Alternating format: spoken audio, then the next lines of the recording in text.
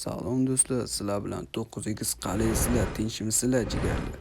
Bugun biza ko'pchilik so'ragan mavzu, ya'ni Free Fire'da nastroyka tuzishni ko'rib o'tamiz.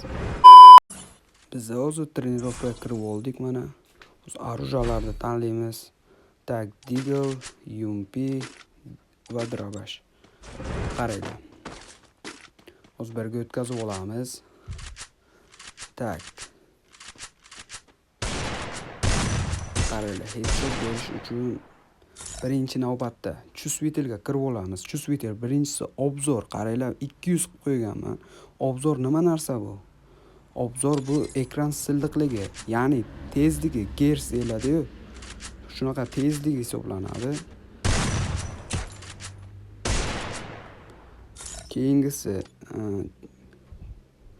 kolliminator, ya'ni bu odamga o'q tegayotgan payt e'tibor bersalaring, tepasidan o'tib ketadi va headshot qarib ketdi deydi-ku. Mana qaranglar, men hozir tez ko'taryapman. Tegmayapti mana. Tegmayapti, qaranglar. Endi sekin qildik, lekin headshot berilyapti, ko'rasizlar.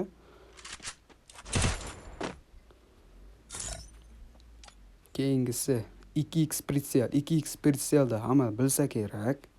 2x pritsel nima narsa bu? Ya'ni mishen qilgan payt osmonga ko'tarish tezligi. Tushunasizlar? Osmonga ko'tarish tezligi. Da. Keyingisi 4x pritsel. Bu nima narsa? 4x pritsel, ya'ni 4x.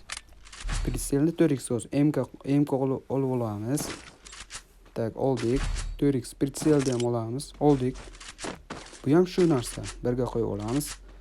Otayotgan payt tepaga silliq crosslar, tepaga.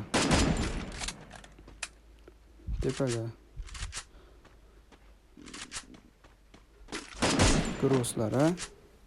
Keyingi chusvitelimiz bizda snayperskiy pritsel. Buni hamma bilsa kerak. Snayperskiy pritsel, ya'ni snayperda snayperning gersi desa ham bo'ladi. Tak. Qaranglar. Bu ham shunday narsa, mana osmonga shu pritsel ko'tarish, mana yon-yonga o'tkazish narsa hisoblanadi.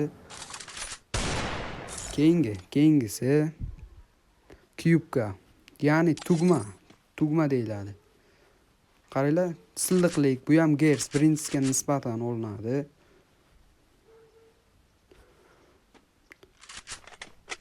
Qaranglar do'stlar, bu chusvitel kimgadir o'xshaydi, kimgadir o'xshamaydi. Nimaga o'xshamaydi? Chunki masalan meni telefonim iPhone silliq bo'lganligi sababli va reaksiyam tezligi sababli men ko'paytirganman. Qaranglar, keyin men bunaqa nastroykada o'ynayman. Otadiganim 56. Nimaga 56? Chunki men otadiganim tepada. Oldin PUBG o'ynaganim sababli o'rganib qolganman. Sizlar ikki qo'l o'yinchilar, pastga turadiganlar, maslahat beraman. 50 qo'ysalaring yaxshi bo'ladi. Okay? Hozir bu o'yinimni ko'rib aniq panel yo chittak deb o'ylashlaringiz mumkin. Chunki nastroykam 4 barmoq, otadiganim tepada. Hatto bu o'rganib qolganligim sababli. Ko'rishlaringiz mumkin. Mana AVMlarda headshot beryapman. Do'stlar, shu bilan videomiz o'z yakuniga yetdi. Sizlardan bir dona like va podpiska bosishlaringizni kutib qolaman jigarlar. Sog' bo'ling, omon bo'ling.